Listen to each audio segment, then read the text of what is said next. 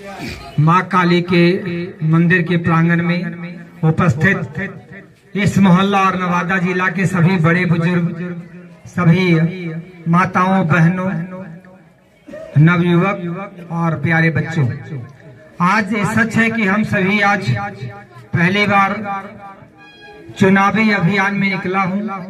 और जैसा कि अभी हमारे जिला का चर्चित चेहरा मनोज बाबू ने ठीक कहा कि शिक्षा में हमने नवादा जिला में थोड़ी कोशिश किया है कि हमारा नवादा जिला में शैक्षणिक जगत में जिस तरह की पढ़ाई की जरूरत है वह उस पढ़ाई की व्यवस्था में नवादा जिला के लिए किया हूं, ताकि सभी जाति और धर्म के बच्चे बच्चियां आराम से नर्सरी से लेकर और एमए और पीएचडी तक की शिक्षा ले। अब विश्वविद्यालय भी लगभग चालू होने वाला है, ये बहुत बड़ी बात है नवादा के लिए।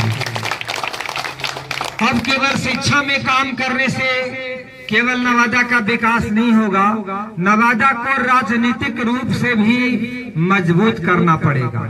तो नवादा की जो हालत, जैसा कि मनोज जी ने कहा कि ये बात सच है कि नेता घर में नेता लोग बैठे रहते थे, जनता परेशान होते थे।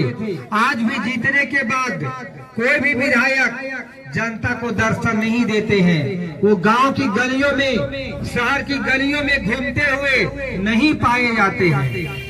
उनसे मिलना बहुत मुश्किल हो जाता है। मुश्किल से चुनाव के टाइम में चेहरा दिखा तो दिखा, चुनाव के टाइम में विधायक कोई घर घर घूमे, द्वार द्वार घूमे, ये तो नवादा जिला में मैं पहली बार कर रहा हूँ।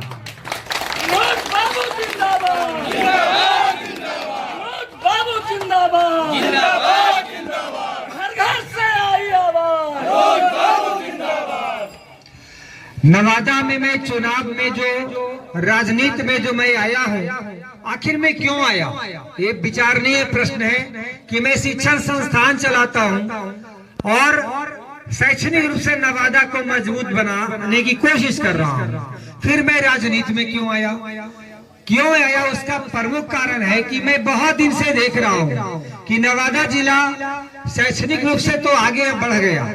पहले काहू ने बढ़ाया, कन्हैयालाल कॉलेज को खोलकर प्रजातंत्र द्वार बनाकर, और अब हम लोगों ने आप सभी के सहयोग से और इस मोहल्ला नवादा का न्यू एरिया का दोनों तरफ वार्ड नंबर 19 और 20 है, ये सभी मोहल्ला के लोगों के सहयोग से छोटा सा विद्यालय खुला और आज यूनिवर्सिटी तक मॉडर्न पहुंच गया है। इस मोहल्ला के लोगों का देन है, इस मोहल्ला के लोगों का देन है। इसके लिए मैं सभी को शुक्रिया अदा करता हूं। अब राजनीति में आने का उद्देश्य है कि बहुत दिन से मैं नवादा जिला का तमाशा देख रहा हूं। पहले तो पटना दिल्ली के नेताओं को लगता है कि नवादा में कोई नेता ही नहीं। दूसरी बात, यहाँ के नेता भी जनता के द्वार पर जाने में, जनता जब मिलने जाती है तो मिलने से घबराते हैं, द्वार पर तो आना बड़ा मुश्किल है। आज मैं द्वार द्वार जब घूम रहा हूँ, सभी नेताओं को ये दिखा रहा हूँ कि देखो जनता का क्या पावर है। और टिकट तो जनता के हाथों में रहती है, जनता जिसको चाहेगी टिकट देगी।